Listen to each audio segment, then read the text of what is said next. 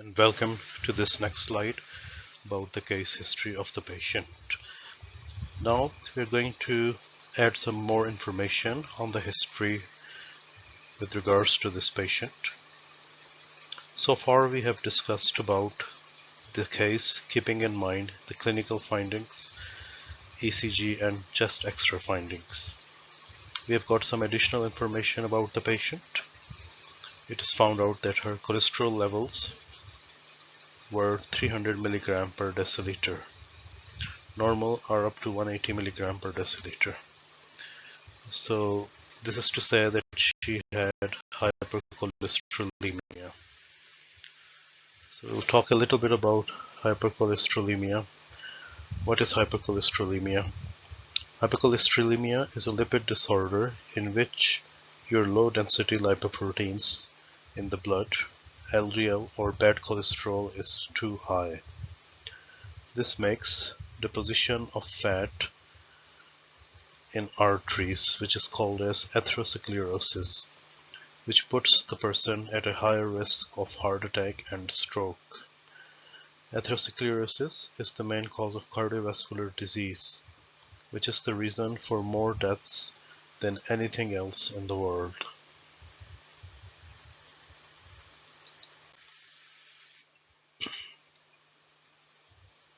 So let's say what your provider considers hypercholesterolemia depends upon other risk factors for the cardiovascular disease present in the patient.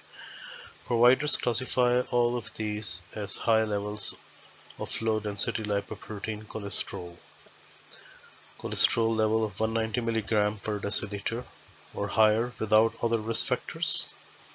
Number 2, higher than 160 mg per deciliter cholesterol with one another major risk factor. Number 3, cholesterol levels more than 130 mg per deciliter with two major risk factors. Depending on your risk of a cardiovascular event, your target LDL-C level can range from 116 mg per deciliter to less than 70 mg per deciliter.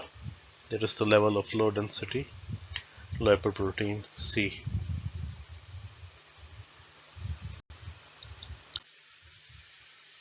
Now let's talk a little bit about risk factors of hypercholesterolemia. Risk factors include age, more than 40 years, high blood pressure, family history of premature atherosclerotic heart disease, number 3. Number 4, diabetes mellitus. Number 5, low levels of HDL or good cholesterol.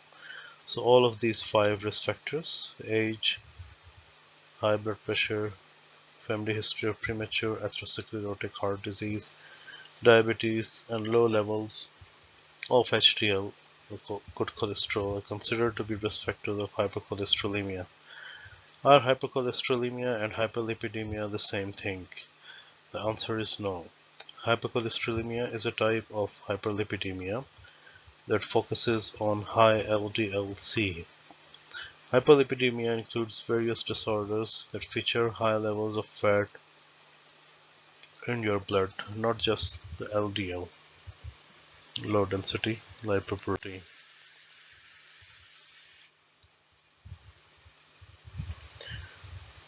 Who does hypercholesterolemia affect?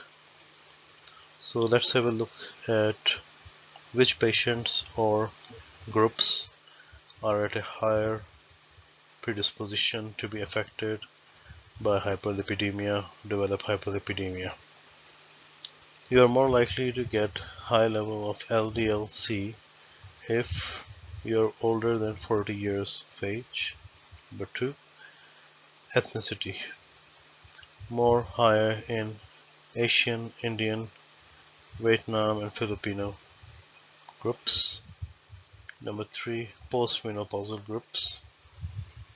Female whose postmenopausal has higher incidence hypercholesterolemia.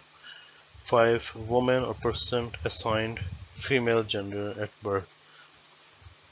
So this can also have hypercholesterolemia. In addition to this, male patients who are obese, raise BMI levels, diabetic, type 2 diabetes, smokers are more badly or severely affected with hypercholesterolemia as well. So next question is, how common is hypercholesterolemia? Hypercholesterolemia is very common.